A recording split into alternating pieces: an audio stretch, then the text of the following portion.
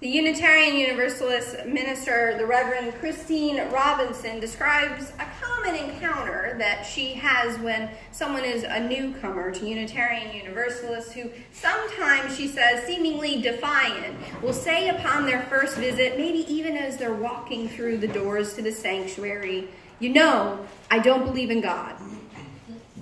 Reverend Robinson usually shrugs and sometimes says, if there's time, "That's interesting.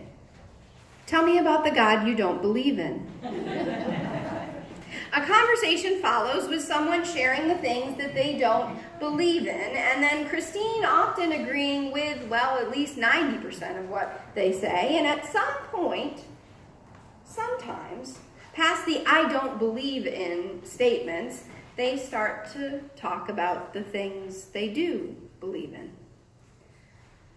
Christine's own theology, nailing down a particular identity beyond Unitarian Universalists, would be difficult. She often writes about agnosticism and our inability as humans to know the truth with a capital T.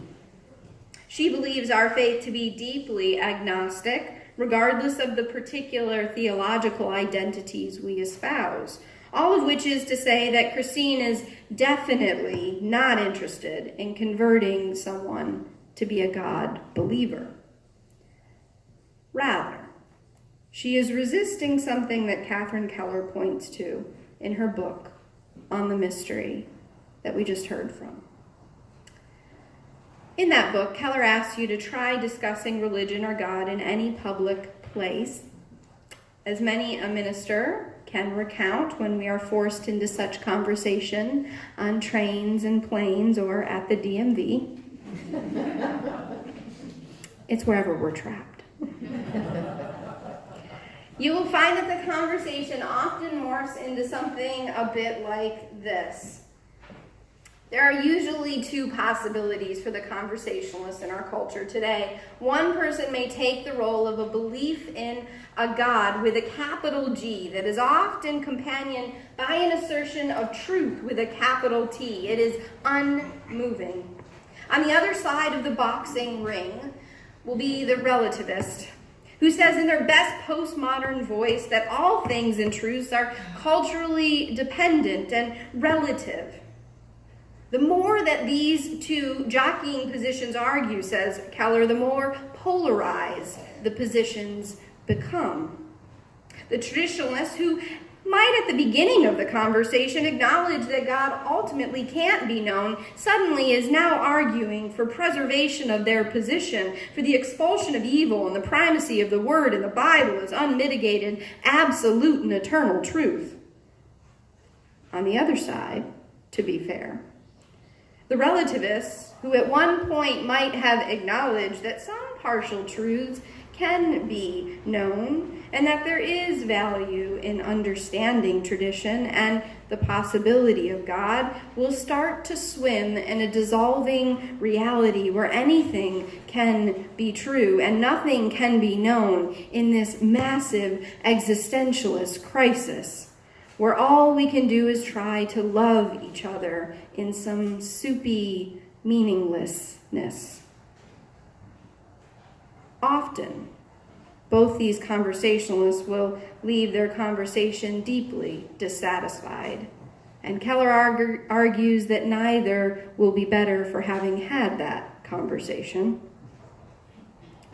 Just don't talk about politics, sex, or religion, my grandfather advised.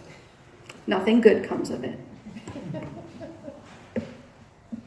But unspoken questions are a poverty to the mind. And we are a community that values the questions, a place where we do talk about sex and money and sometimes religion.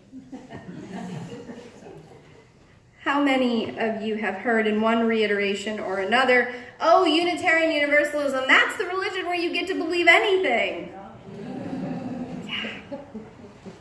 Am I the only one that cringes? Yeah. No? Okay, good. No, of course you can't believe anything here. If you say, for example, that you believe in an ultimate truth with a capital T that serves as the only way to salvation, you're not going to be a Unitarian Universalist. Just like if you believe that anyone who believes in a God deserves banishment for their stupidity, then you would not be a Unitarian Universalist. You can here believe in a God, in gods, in no God, and maybe a God, and sometimes a God. And in the words of Melissa Harris Perry, you can change your opinion over time. And so today, like Robinson, I'm not advocating for a belief in God or a belief in no God, just for some time to consider a way between the soup of a Barney-esque relativism and a control freak traditionalism. Keller calls this the third way, or on the way. So I want to stop right here. And if you feel comfortable, I want to invite you to close your eyes. I want you for a moment to imagine the most beautiful thing that you have ever seen or experienced in your life.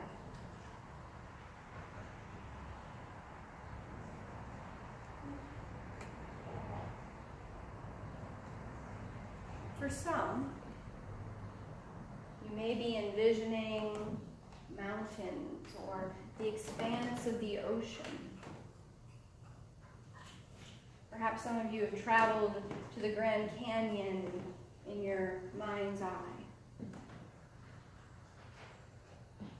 Yet others might be looking at the sky at dusk or a waterfall pouring over the edge.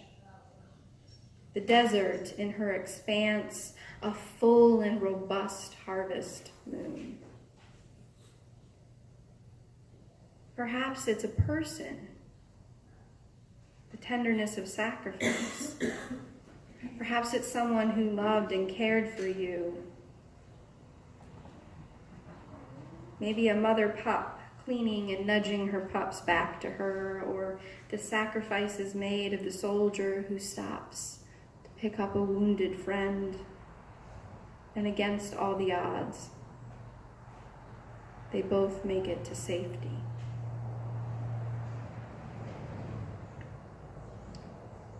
Perhaps you see now a couple in love or a child being rocked.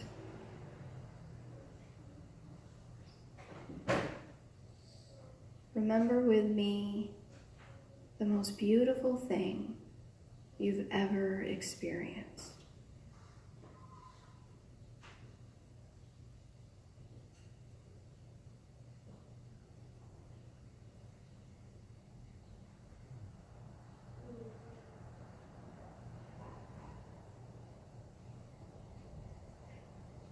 And now come back to this room.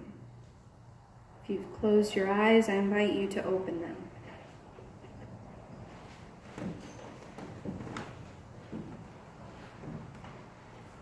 So what did you see?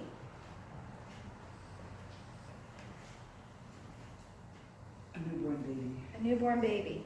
Sunset in Maine. A sunset in Maine. What else? A flower. A waterfall. Mountains in Colorado. The mountains in Colorado. Mine would be the desert in New Mexico, white sands in southern New Mexico. A famous painting. A famous painting. Picture of Earth from outer space. Ah, yeah, the picture of Earth looking from space. What else?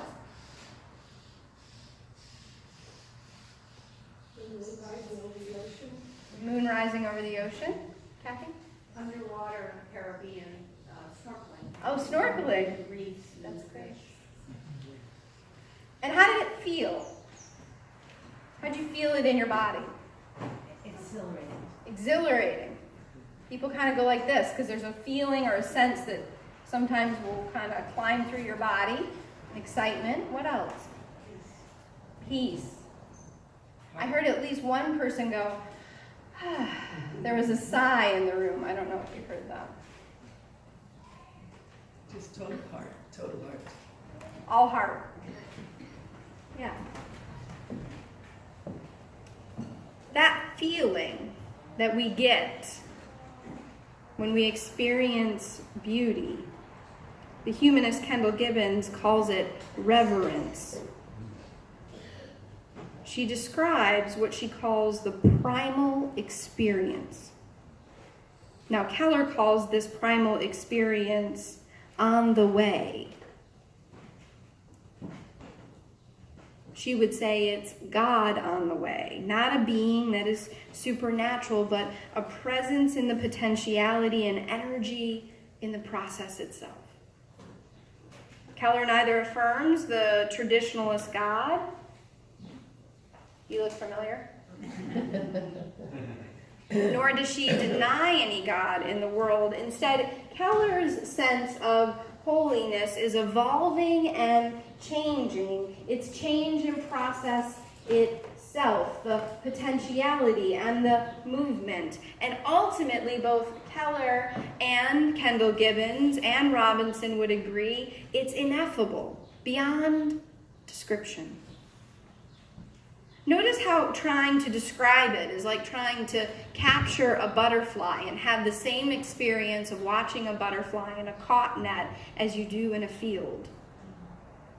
In some measure, it is the freedom and the movement of experience that makes it powerful. I would say this is what causes something to be soul profound. Now, when I say soul, I don't mean something supernatural, but that piece of you that cannot be captured with measurements, your height and your weight, physical descriptions, or anatomical mapping. We are not only the sum of our parts. There's something that makes you, you, and that makes me, me, that can't be reduced to words, to charts, to chemical interactions. These are the elements of it, but they're not all of it. Does this make sense? Have you had that experience of trying to describe something, and when you try to describe it, it almost diminishes the experience? I would say it's because when we consider the metaphysics, where we learn at the smallest level we can detect, most things have a lot of what? Where are my physicists? Space. Space. It's the space that matters. And the relationships and interactions across that space between subatomic particles and between you and me. And that's kind of inspiring, isn't it? In this process theology, God is not concrete or static, not some dude up on high. But God is all powerful in a way of being present, but not all controlling and ordaining, not an architect, even if we joke about creator lady. This is a God of the potential energy, the unfolding moment. And try to do anything but talk around the experience and cultivate the experience, and you will often find that something is killed in the concretizing. When Nietzsche said God is dead, he was right. The God bound by tradition and classic reductionism was very much dead. So what does all of this matter? These awe experiences and thinking through theologies of different understandings of God, how does it actually change our lives? I want to tell you two stories. The first is from Parker Palmer, the teacher and theologian. Palmer writes that many, many years ago, when people were first living out in the Great Plains and a great blizzard was coming up, that folks learned to have a hook on their back door and one at the edge of their barn. And at the first sight of a blizzard in the winter, they would grab a rope and they would tie it to their back door and they would run it out to the barn and tie it on the hook on the barn. The reason being is that many people had gotten lost in a storm. They were out in the barn when the blizzard came up. They kept thinking they had a bit more time. And by the time they stepped out of their barn, they couldn't see their house. And so people froze to death, just steps sometimes, from their front door. And so the rope was used to find your way in a whiteout, to find your way in the storm and fumble your way back to the front door. The second story I want to tell you is about my own grandfather. This is my father's father, who was part of the secret operation to kind of scout out for D-Day.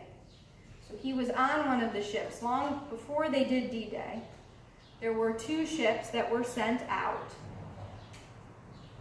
in order to collect information. My grandfather was on the boat with all of the details for D-Day and highly classified information. They were out in the waters when a German U-boat was spotted. And so they quickly had to leave. And it was important that the ship my grandfather was on was not captured because of the plans that were on that ship. There was another ship that didn't have highly classified information, but had some of my grandfather's friends on it. And that ship was struck. And it started to sink. And they had no choice, the soldiers on that first ship, but to leave. For years and decades, my grandfather was haunted by the memories of his friends drowning in the water as they had to take off and leave them behind. My grandfather was a very kind man and a very quiet man. In fact, we learned that he had been aboard that ship from a newspaper story about 35 years after it happened.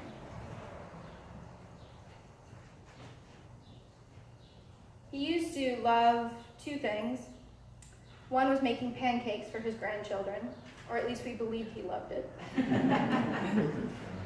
And the second thing that he loved was walking the beach, which to me, once I knew this story, always seemed a little strange. Now, while I'm sure that walking the beach brought up many of the memories of those that died during the war,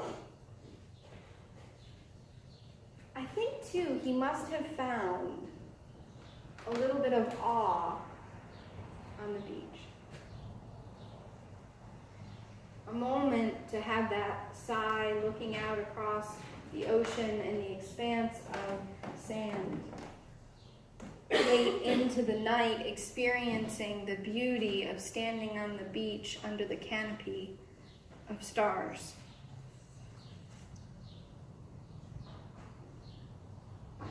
So what does it matter to consider a God in the process?